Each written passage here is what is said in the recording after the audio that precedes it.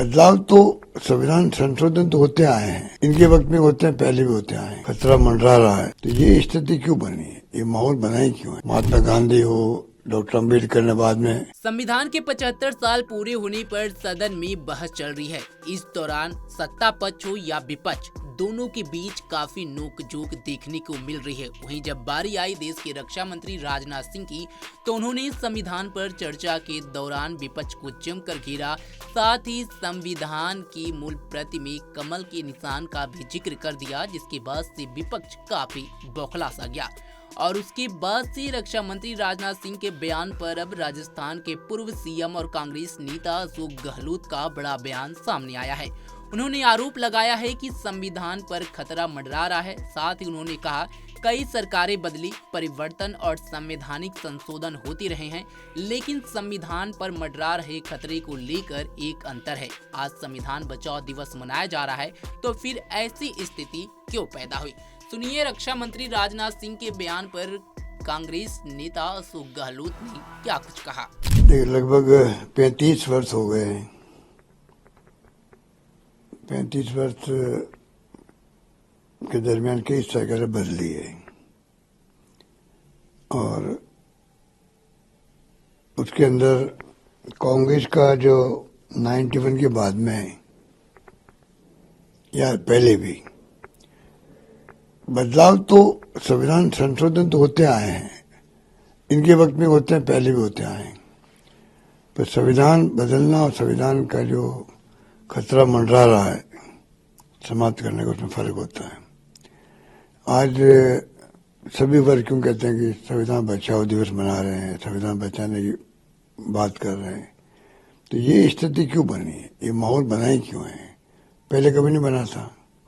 कुछ तो ऐसी बातें हुई होगी, कुछ तो ऐसी प्रक्रिया अपनाई गई होगी संविधान संशोधन करते वक्त में, कि जब किसान हो चाहे वो मजदूर हो, कोई भी हो, अगर प्रक्रिया पूरी करते ही लोग, कई बड़े इश्यू होते हैं जिसमें पब्लिक की डोमेन में डालना पड़ता है, राष्ट्रीय बहस, नेशनल डिबेट होती है उसके ऊपर, उसके बाद में सरकार फैसला करती है कि जनता का रुख क्या है, उनकी राय क्या है। ये इन सबसे हटकर के शॉर्टकट के माध्यम से ये कि बिल पास करवाएं, उसके कारण से लोगों का अविश्वास पैदा हो गया। और ये हम देखा होगा पार्लियामेंट चुनाव के अंदर तो इश्यू बन गया। इश्यू क्यों बना? तो ये जो इनके ब्लंडर किए थे इन्होंने समय समय पर, उसके कारण बना है। और अब ये बार बार खुद ही नाम ले रहा है संविधान संविधान संविधान का, ये नौबती क्यों आई? और बाकी तो कोई दम है नहीं। राजनाथ सिंह जी ने क्या कहा, तो पंडित नेहरू जी के जमाने के बाद में भी, पहले भी, उसके बाद में तो लगातार हम देख रहे हैं कि संशोधन होते रहते हैं।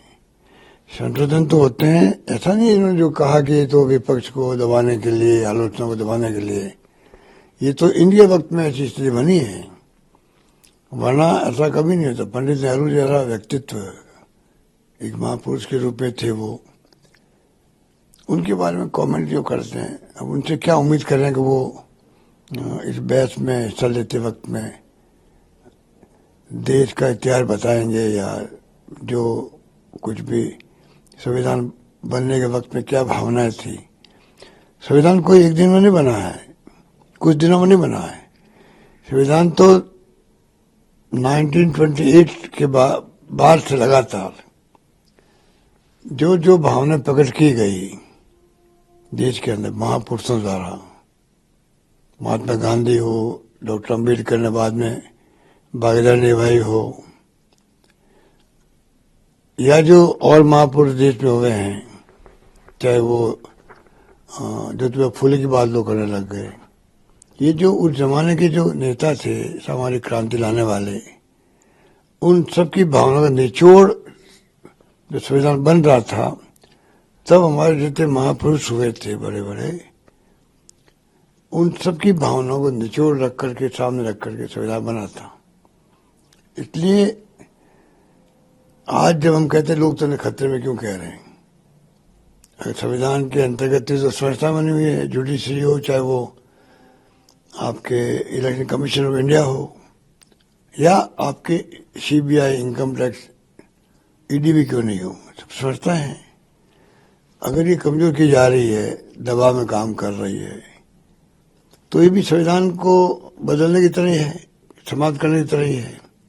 तो डेमोक्रेसी के अंदर सबसे बड़ी बात है कि आप संविधान को सामने रख करके आप चर्चा कीजिए। तो इनकी प्रक्रिया ही गलत रही है पार्लियामेंट के अंदर बिल पास करवाने की।